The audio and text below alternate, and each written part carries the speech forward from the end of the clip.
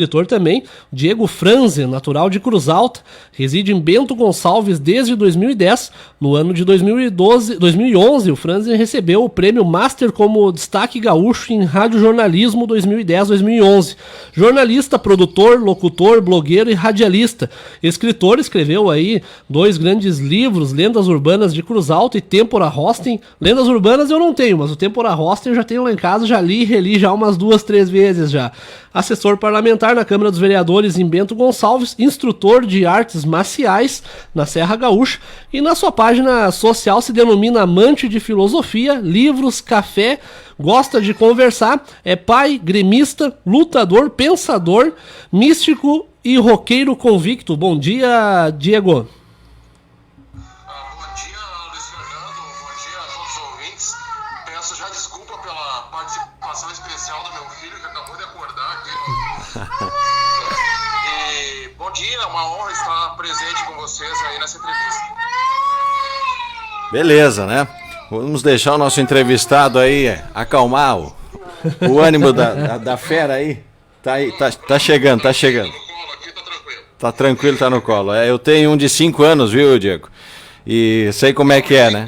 Com essa quarentena a gente tá sozinho em casa, então de vez em quando acontece aí esses pequenos transtornos aí, mas peço desculpa, mas podemos tocar a entrevista. Mas claro, com certeza. Me diz uma coisa, Diego, o que eu te conheço ali de Cruz Alta, o tempo que tu trabalhou no Diário Serrano, né? Isso. O que te levou a escrever um livro como Tempora Hosting? Bom, eu tenho uma experiência bem grande, Fernando, com ocorrências policiais, como repórter policial. Eu comecei no Diário Serrano em 2000, trabalhando inicialmente no esporte. Em 2001 assumi a editoria de polícia, né? E fiquei trabalhando nessa editoria mais ou menos até o ano de 2008, tá? E depois foi quando eu fui morar em Curitiba. Então eu tive uma experiência bastante grande com ocorrências policiais, e essa situação de ocorrências policiais, de romances policiais, sempre me chamaram muito atenção. Assim como também a situação do misticismo, do esoterismo.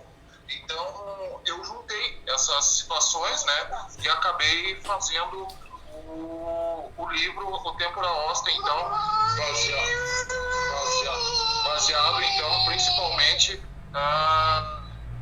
nas vivências que eu tive. Houve um caso em Cruz Alta também, envolvendo um grupo satânico, né? Então, houve uma inspiração nisso também para fazer esse livro aí, O Tempora Hosting, e eu fiz, enfim, todo aqueles enredos baseado em autores que eu gosto, Agatha Christie, Dan Brown, enfim, eu me inspirei muito nesses escritores e fiz esse romance, né? Eu vou explicar mais ou menos a sinopse desse romance, para o pessoal entender.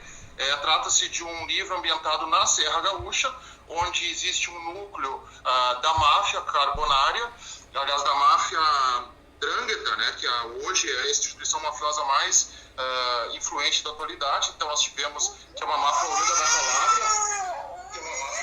Calábria, e também nós tivemos então a participação da Carbonária, que é uma sociedade secreta italiana. E como eu estou numa região que tem colonização italiana, eu abordei esse tema, né? Máfia, carbonária, que são mitos aí e também são tabus a serem quebrados em sociedades colonizadas por italianos. Então foi desenvolvido nesse sentido aí o livro Tempora Hosting. Sim, até inclusive a seita satânica que o Diego colocou ali foi um acontecimento que aconteceu em Cruz Alta no ano de 99, se eu não estou enganado, né? Isso, em 99 nós tivemos um caso de um vilipêndio de cadáver ali no cemitério, né, onde indivíduos invadiram o cemitério, eles violaram o túmulo, esquartejaram o corpo, né, espalharam os membros pelo cemitério. Foi um caso que teve repercussão estadual, né? E depois também tivemos um desaparecimento de um rapaz que acabou morrendo, né? E em virtude esse caso aí se tornou um caso tabu. mas eu não quis abordar esse caso até porque eu não tive acesso ao auto do processo, enfim, eu peguei um pouco da experiência que eu tive dentro do Diário Serrano como repórter policial nesse caso e usei ele como inspiração. Mas o livro não está diretamente relacionado a isso. Apenas a inspiração que houve um crime envolvendo uma sociedade satânica e a partir desse crime envolvendo essa sociedade satânica eu desenvolvi um romance, uma história fictícia ambientada numa cidade fictícia e que deu uma boa repercussão aqui na região, né? Em Cruz Alta também. Diego, deixa eu fazer uma perguntinha, já pegando esse gancho aí do assunto. O jornalismo investigativo que você realizou certamente foi cercado aí de desafios, né? Você sofreu ameaças também nessa época? Não cheguei a sofrer ameaças, até porque as reportagens do Diário Serrano não são assinadas, né? Então, eu tive nesse sentido, eu tive uma situação aí preservada. Claro, ameaça como repórter policial, eu acredito que todo repórter policial já teve, né? Todo repórter policial já sofreu em algum momento alguma ameaça, alguma coação, né? E eu sofri, no caso, já de assaltantes, de criminosos que foram presos, que eu estava tirando foto dentro da delegacia. Tipo, se você tirar foto de mim, eu vou te pegar na rua, sabe? Coisas nesse sentido, mas relacionado a esse caso, não. Joia, né? Aqui em Birubá nós temos também um colega jornalista que está fazendo uma investigação muito profunda aí com relação aos misteriosos túneis, supostos túneis secretos aqui em Birubá, e ele já foi, inclusive, ameaçado, né? E a gente comentando aqui que o jornalismo investigativo tem dessas situações, né? Infelizmente não é fácil de se fazer, ainda mais em centros pequenos, né? É complicado, é uma situação complicada porque é o que eu comentava ontem com meu cunhado, né? O jornalista, na realidade, ele é um carteiro, né? Ele está informando. Então, tu não pode culpar o jornalista pela informação que ele está trazendo, né? É como eu querer culpar o carteiro pela minha fatura do cartão de crédito. Dizer que ele estourou meu limite. Não dá, a culpa é minha, né? O carteiro só está me informando, ele está trazendo a informação. É isso que o jornalista faz, ele traz a informação, às vezes não gosta, mas, enfim, o jornalismo também é publicar o que não se gosta, né? O resto é publicidade. Sim, me diz uma coisa, Diego, inclusive no livro Tempora Hosting, tu aborda a questão da carbonária, né? A carbonária, o pessoal aqui da região não conhece muito. Na Serra Gaúcha lá se falava um pouco, né? Pelo menos no círculo que eu convivia lá, entre os mais antigos lá, né? Que foi uma sociedade secreta, tu pode me corrigir se eu estiver errado, é uma sociedade secreta revolucionária que atuou na Itália, França, Portugal, Espanha, Brasil e Uruguai.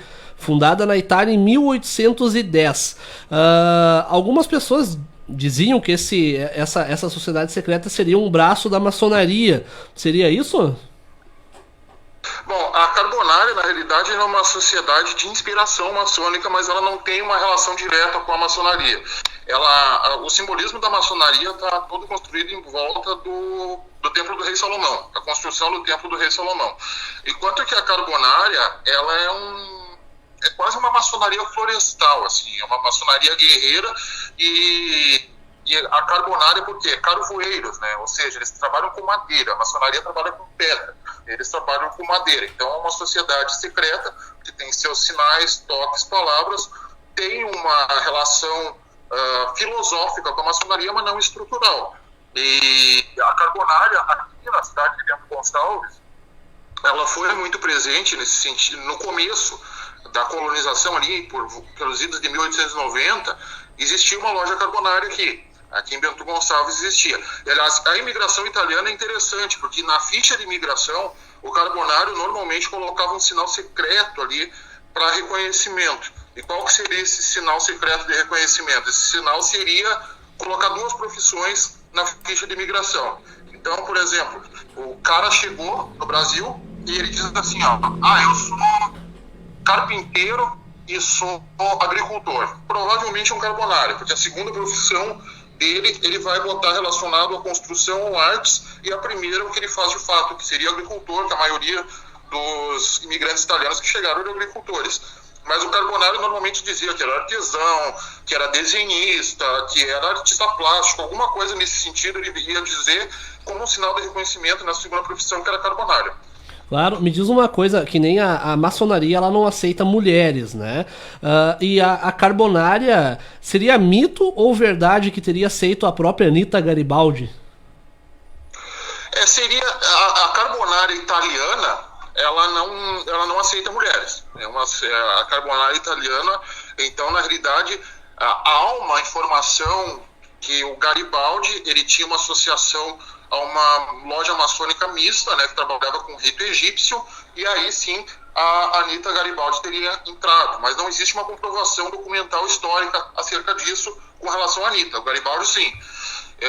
A Carbonária, em princípio, ela não inicia mulheres. A Carbonária é uma ordem de homens, até porque tu imagina assim, Fernando, no século XIX a mulher não tinha muito espaço, não tinha muita vez, ela tinha que chegar em casa, cozinhar para o marido, criar os filhos e obedecer. Então, a Carbonária e a maçonaria, elas são instituições de pessoas pensadoras livres e tal, e naquele mito cultural, naquele contexto cultural que existia na época, a mulher não tinha voz nem vez, né? Então, ela não tinha como ter acesso a essas sociedades secretas por causa dos tabus e mitos da sociedade que não deixavam a mulher ter opinião. Então, por serem instituições de líderes, as mulheres não poderiam participar, né? Claro. Certo. Deixa eu só pedir um complemento para o Diego, nas suas pesquisas, né, na sua própria experiência de vida, o que faz a maçonaria, né, para a gente passar para os nossos ouvintes que não conhecem, que não entendem, Diego? Bom, a maçonaria, eu participo de uma loja maçônica aqui em Bento Gonçalves, eu já sou maçom desde 2006, tá? Foi iniciado na loja Cavaleiros de Irã, em Curitiba, e hoje eu participo da loja Cavaleiros da Pedra, em Bento Gonçalves, que é jurisdicionada ao Grande Oriente do Brasil. Hoje no Brasil nós temos 3 potências maçônicas que são consideradas regulares, né? Que são, no Rio Grande do Sul, eu vou citar o Rio Grande do Sul, nós temos a Grande Loja do Rio Grande do Sul, o Grande Oriente do Rio Grande do Sul e o Grande Oriente do Brasil, Rio Grande do Sul. São 3 federações, né, que congregam lojas maçônicas. O que são lojas maçônicas? São grupos de maçons que trabalham, que se reúnem num período frequente para debater filosofia, para debater alegorias, para debater, assuntos relacionados ao pensamento humano, né? É uma escola de pensamento. Então, hoje o pessoal fala muito, o misticismo na maçonaria. Eu, particularmente, não vejo um misticismo na maçonaria, não vejo a maçonaria como uma ordem mística. Pode ser que ela tenha um viés iniciático, mas a maçonaria, acima de tudo, é uma escola filosófica, uma escola de pensamento, é uma escola de moralidade. Então, dentro desse sentido, a maçonaria ela traz em si uma situação de moralidade. Essas 3 federações, elas congregam praticamente todas as lojas maçônicas do Brasil, certo? Então, há um mútuo reconhecimento, tipo, um membro do Grande Oriente do Brasil pode visitar um membro do Grande Oriente do Rio Grande do Sul, uma loja, pode visitar, tem esse direito. Agora, existem lojas que não são reconhecidas, né? Que elas não estão dentro desses 3 viés. Então, o irmão, algumas lojas trabalham com trabalho misto, né? Não vão ser recebidos numa loja maçônica, não estando vinculados a esses 3 orientes, né? Que é Grande Oriente do Rio Grande do Sul, Grande Loja e Grande Oriente do Brasil. A maçonaria, ela tem um papel interessante, por quê? Porque grandes pensadores da história humana, principalmente do Brasil, eles trabalharam diretamente para a formação da sociedade que temos hoje. E eles tiveram vinculação maçônica. Então, muitas vezes a gente vê o cara dizendo a maçonaria trabalhou pela proclamação da República, a maçonaria trabalhou pela independência do Brasil, a maçonaria fez a Revolução Farroupilha. Na realidade, não foi a maçonaria, foram os maçons, né?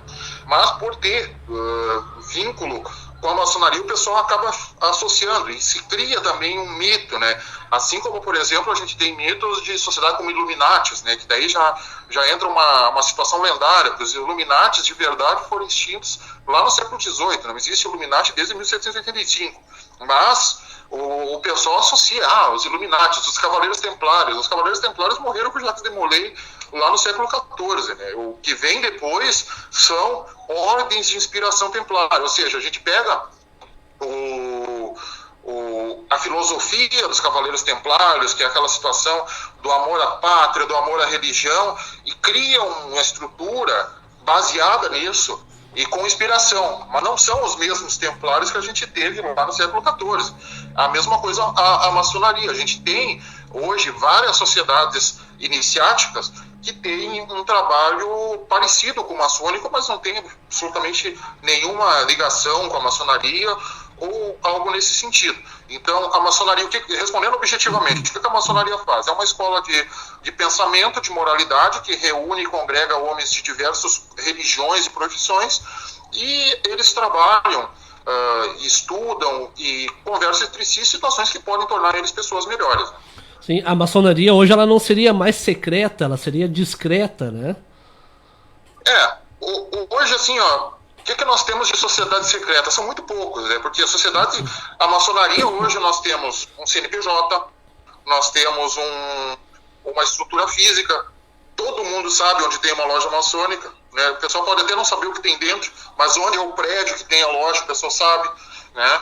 Então, não chega a ser uma sociedade secreta. A sociedade secreta, eu diria assim, uma Ku Klux Klan, sim, é uma sociedade secreta, né? Mas a maçonaria não é uma sociedade secreta, é uma sociedade reservada, uma sociedade discreta, é que nem um clube social. O clube social, tu sabe onde tem o clube e só vão participar das atividades do clube quem for sócio, né? Então, só que a maçonaria, nesse sentido, ela é um pouco mais reservada, um pouco mais fechada, porque existe um compromisso de sigilo sobre o que se passa dentro das reuniões. E, em virtude desse sigilo do que se passa entre as reuniões, o pessoal acaba criando mitos, fantasias, acaba criando tabus, né? Então, conspirações, teorias de conspiração que a gente mais tem, e se nós formos analisar hoje em dia, se nós formos falar numa teoria de conspiração, provavelmente ela vai ter uma sociedade secreta, ou vai ter um alienígena, ou vai ter uma máfia, alguma coisa assim. Isso mexe com o imaginário popular, e muitas vezes eu penso que as pessoas acabam tentando terceirizar a culpa do que está acontecendo. Nossa sociedade está numa situação doente, a gente está vivendo uma crise. Mas isso é culpa dos Illuminati, porque os Illuminati conspiram, eles dominam tudo e tal. Na realidade, a gente tem a nossa parcela de responsabilidade como membro da sociedade, né? Da sociedade em geral. Então, em virtude disso, acredito que os tabus também seriam uma forma de terceirizar a culpa. É que nem eu, por exemplo, eu sou católico, né? Mas tu pega, por exemplo, o católico, o espírita, ou seja lá quem for, eles vão... Deus está trazendo a bênção, Deus está trazendo isso, e o resto é do demônio, né? Sim, sim. Mas eu nunca... E cadê a minha responsabilidade no que está acontecendo, né? O que eu estou fazendo, né? Quando eu faço uma coisa boa, mérito de Deus. Quando eu faço uma coisa má, é mérito do diabo. E qual que é a minha parcela de responsabilidade nisso, né? Então os tabus se criam a partir disso, né? Que a gente quer fugir um pouco da responsabilidade e do protagonismo da nossa própria vida. E a nossa vida, nós temos o controle sobre as nossas ações. Eu saio de casa agora e vou decidir o que eu vou fazer. Só que o que acontece? A gente tem o poder de decisão na mão, a gente tem um poder de livre-arbítrio e a gente usa esse poder de livre-arbítrio para escolher a nossa roupa, o lugar por onde a gente vai para o trabalho, o que a gente vai comer de noite e deu. As decisões importantes a gente entrega na mão de outras pessoas ou de outras entidades, enfim. E por causa disso, quando as coisas fogem do nosso controle, porque nós fomos omissos, a gente resolve achar uma culpa de uma sociedade secreta, ou de uma religião, ou enfim, de tudo mais, né? Desculpa me alongar demais essa resposta. Deixa eu te perguntar, a maçonaria ela não seria uma religião, né? Pelo que muito se comenta, dentro da própria loja maçônica tu tem católico, tu tem espírita, tu tem pessoal da Umbanda, Quimbanda, religiões afro, né? Tu tem todo mundo ali. Então não... Mas qual seria a simbologia ou a explicação na figura do grande arquiteto do universo? Que assim, por que a maçonaria usa o termo grande arquiteto do universo? Porque o universo foi uma coisa que provavelmente foi construída. Ele tem um movimento cíclico inteligente. Isso a gente pode notar. Então, houve um princípio. Só que o muçulmano vai chamar esse princípio de Alá. O pitagórico vai chamar de número 1. O cristão vai chamar de Deus. O hebreu, o judeu vai chamar de Jeová. E por aí vai, né? Então, o que acontece? Para ficar de um termo comum, dentro do entendimento comum, a maçonaria vai usar o termo grande arquiteto do universo. Assim como, por exemplo, na Ordem Rosa Cruz, eles usam Deus do meu coração e da minha compreensão, né? Ou seja, dentro do que eu posso compreender ou do que eu posso entender, isso é Deus, né? E eu vou dar um exemplo que eu acho bem interessante do nosso entendimento de Deus. Tem um episódio do Chaves, que eu acho muito legal esse seriado, que o Seu Madruga está ensinando o Chaves a jogar boliche, né? E quando ele está ensinando o Chaves a jogar boliche, ele explica pro Chaves, no boliche tem uma pista, lá no fundo da pista tem pinos, e tu vai usar essa bola para derrubar os pinos, né? Aí o que o Chaves imagina na cabeça dele, né? O que o Chaves imagina na cabeça dele? O Chaves imagina que o Seu Madruga está numa estrada derrubando árvores com aquela bola. Por quê? Porque o cognoscível chega ao cognoscente de acordo com a capacidade do cognoscente. Ou seja, aquilo que nós podemos compreender, a gente vai compreender de acordo com a nossa capacidade. Né? Então, grande arquiteto do universo é uma maneira que se usa para que as pessoas possam compreender Deus da sua maneira, né? Não impondo nada. Claro, a maçonaria, por ser uma entidade que acredita na existência de um ser superior, ela não vai admitir em seu meio um ateu, né? Sim. Por quê? Porque o ateu não acredita em Deus. Então, como a maçonaria tem um trabalho voltado à divindade, que é uma alegoria construída em torno da lenda do rei Salomão, não vai ter porquê o cara que não acredita nisso participar, né? Então, por isso ele não vai estar lá por causa disso. Sim, com certeza. Me diz uma coisa, tu escreveu também o livro Lendas Urbanas de Cruz Alta, né? Isso. Certo. Foi uma edição pequena, né? Sim. Uma edição de 300 exemplares, que esgotou rapidamente. Pretendo reeditar. E trouxe alguns fatos pitorescos aí de Cruz Alta. E Cruz Alta é uma situação bem interessante, porque como nós tivemos, passando por Cruz Alta, os grandes conflitos que o Estado teve armados, né? Muita coisa se criou de conspiração, de teoria de conspiração, de lendas, e principalmente quando diz respeito a assombrações, né?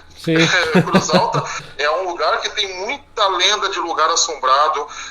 Tem a lenda dos aterros de dinheiro, que todo mundo diz que em algum lugar, uma propriedade, alguém foi lá e guardou o ouro para evitar o saque, enterrou o ouro, só que a pessoa morreu e o ouro ficou enterrado. Enfim, tem várias lendas, e claro, e tem aquelas lendas que estão em toda parte do Brasil, que só muda o contexto. Por exemplo, a lenda do cara que foi para uma boate, e lá ele conheceu uma moça, e aí essa moça seduziu ele, levou ele para um lugar, e quando eles tiveram relações sexuais, e quando o cara acordou no outro dia de manhã, tinha uma rosa preta em cima da cama, escrito "Bem-vindo ao mundo da AIDS", né? Isso é uma lenda que tem em todas as cidades.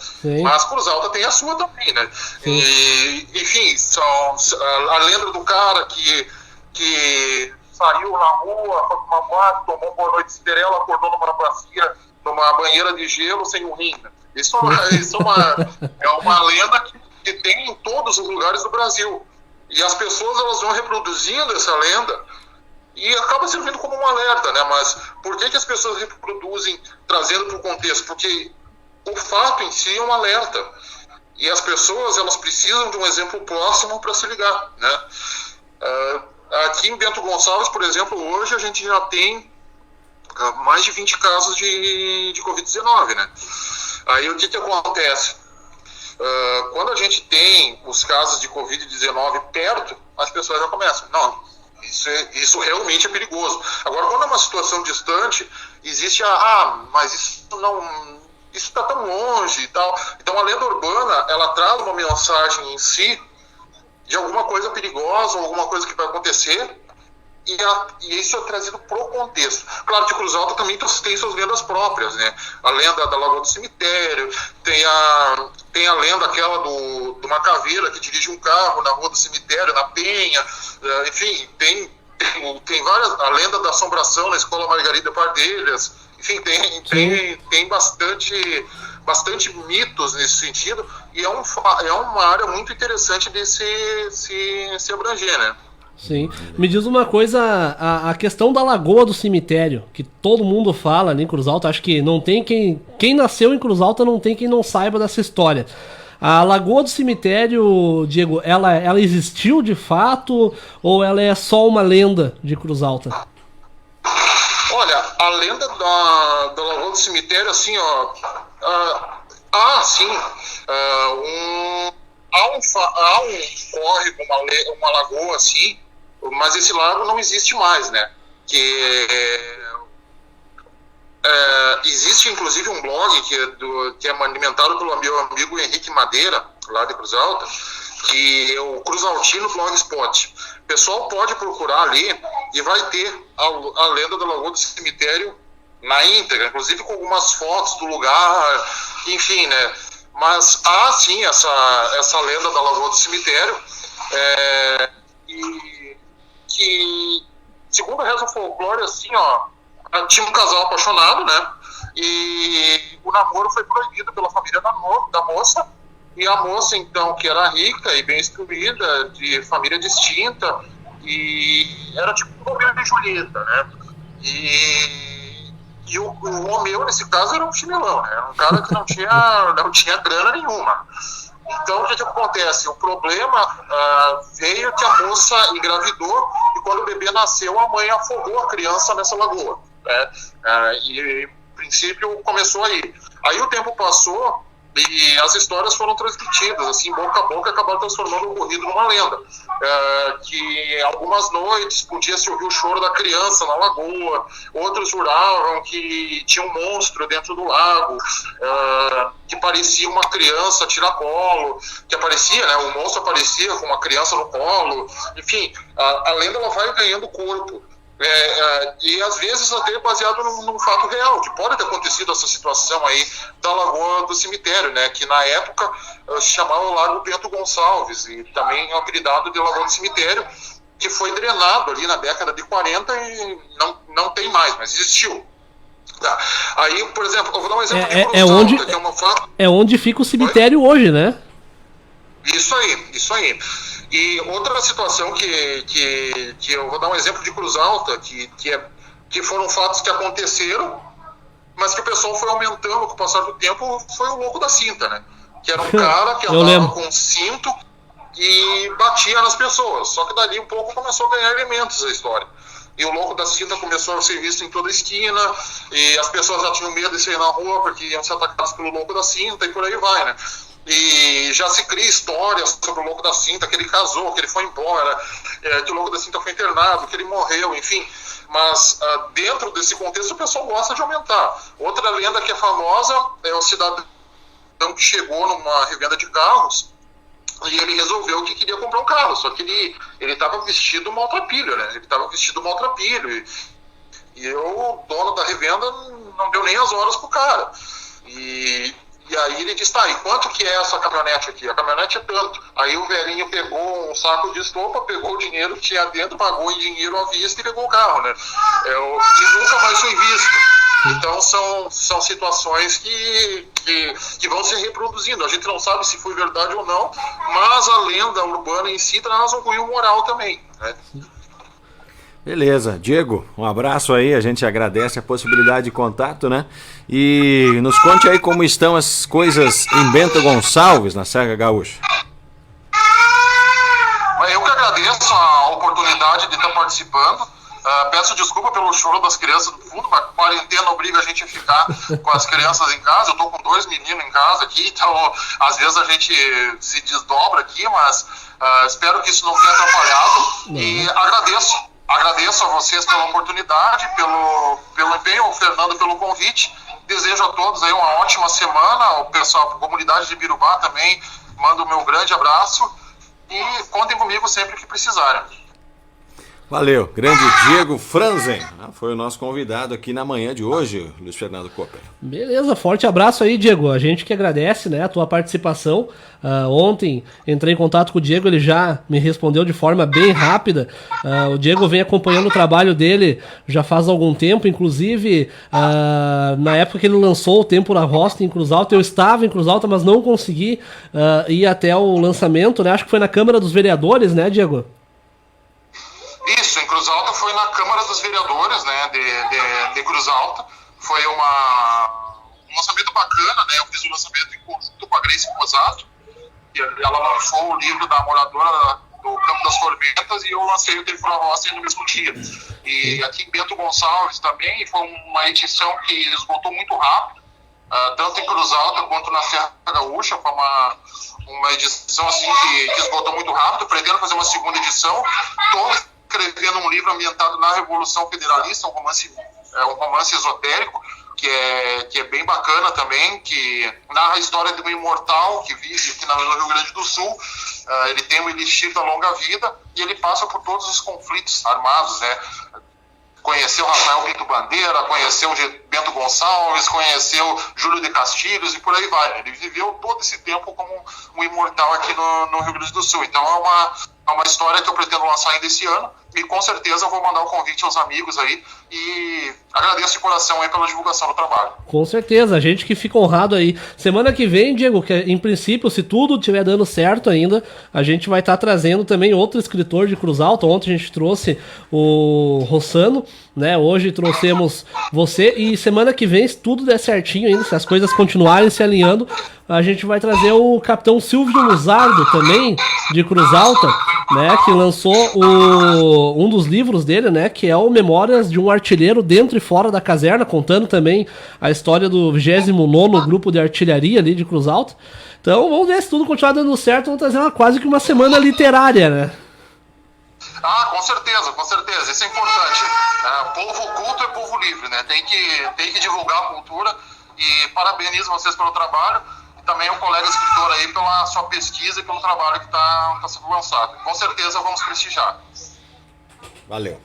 Um abraço aí mais uma vez, o Diegão, tudo de bom aí e sucesso, meu irmão. É isso, seu Luiz Fernando Cooper, né? Mais uma grande entrevista aí, recheada de detalhes e assuntos interessantes, né? Pois é, e é aquela situação, né, Andrei? Essa semana, quando eu pensava a respeito das entrevistas aqui que a gente iria fazer, eu pensando, né, por que não trazer pessoas importantes dentro da área literária, né? Como eu disse ontem, né, eu particularmente me senti realizado ao conseguir fechar aí o convite com o Rossano Cavallari, que é um escritor que eu admiro bastante e há bastante tempo, né? Hoje o Diego... Agora, se tudo der certo, capitão Silvio Luzardo. Também quero a gente voltar a fazer uma outra entrevista com o Luiz Antônio Alfa, que também é um radialista, um baita cara aí, né? E a gente tenta trazer para nossa audiência, para nossos ouvintes, cultura, né, Andrei? Não adianta a gente passar também só batendo em cima de coronavírus, batendo em cima de desgraça e não trazer também uma informação de relevância, né? Eu venho falando isso desde que começou todo esse surto dessa pandemia. Ao invés de ficar em casa só assistindo TV e assistindo Big Brother Brasil, pegue um livro, né? Vá ler um livro. Não tem nada melhor do que tu ler um livro. Eu para quem me conhece sabe que eu sou um leitor voraz, né? Eu tô sempre lendo, tenho bastante livro em casa.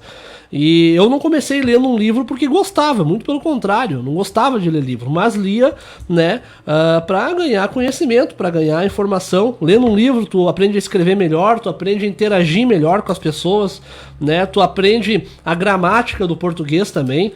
Então, é muito bacana. Eu digo assim, ler um livro é tu viajar sem sair do lugar. Essa é a verdade, né? Então, né, para quem puder, pegue um livro, nem que seja um livro curtinho, comece lendo uma revistinha em quadrinho que seja, né, até ganhar ânimo e força de vontade a ler um livro maior. Eu acho que é bem isso, né? E aqui em Birubá, Andrei, a gente tem, eu volto a dizer, já disse outras vezes, a gente tem uma biblioteca excelente aqui, né? Poucas cidades têm uma biblioteca tão completa quanto a que a gente tem aqui em Birubá. Então vá até a biblioteca. Muitas vezes eu vou ali conversar com o Jorge, tu chega lá, não tem ninguém lá dentro. Tá lá a biblioteca com um baita espaço, né? Uma logística muito boa, muitos livros lá dentro, e tu chega lá, às vezes, só o Jorge lá, né? Ou mais uma outra pessoa. Então, quem puder, vá até a biblioteca, coloque um livro, tire essa quarentena, quem tem que ficar em casa, quem tá sem trabalhar, né, Andrei? Tire essa quarentena para aprender a ler um pouquinho também. Maravilha, 8 horas agora com 44 minutos. Hoje é fechamento de edição do jornal O Alto Jacuí, que vem aí na sexta-feira, Luiz Fernando Cooper, que já está saindo do forno daqui a pouco aí. Exatamente, né? Daqui a pouquinho já retomo ali a redação do jornal, né? E vamos lá, né? Mais um fechamento de edição, mais informações que a gente vem trazendo aí. Eu digo assim que a quinta-feira é sempre muito puxada, né, Andrei?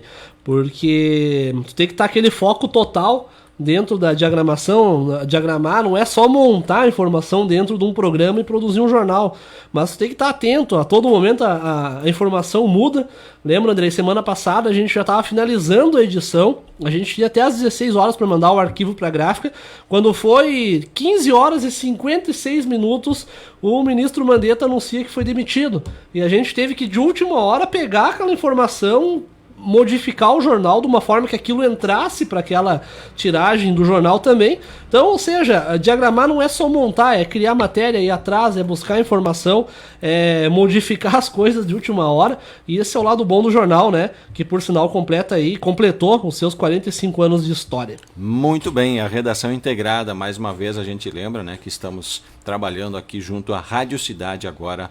Nessa última semana, então, aconteceu a mudança definitiva. Um abraço aqui pro pessoal que está nos acompanhando no Facebook. Tereza Marfísio, bom dia. A Isabete Foreste, bom dia. Jonas Lauxen, bom dia, meus colegas. Um abraço aí pro Jonas. A Nilve Praz Poiker também está ligada conosco. Um abraço, Nilve. Jéssica Oliveira.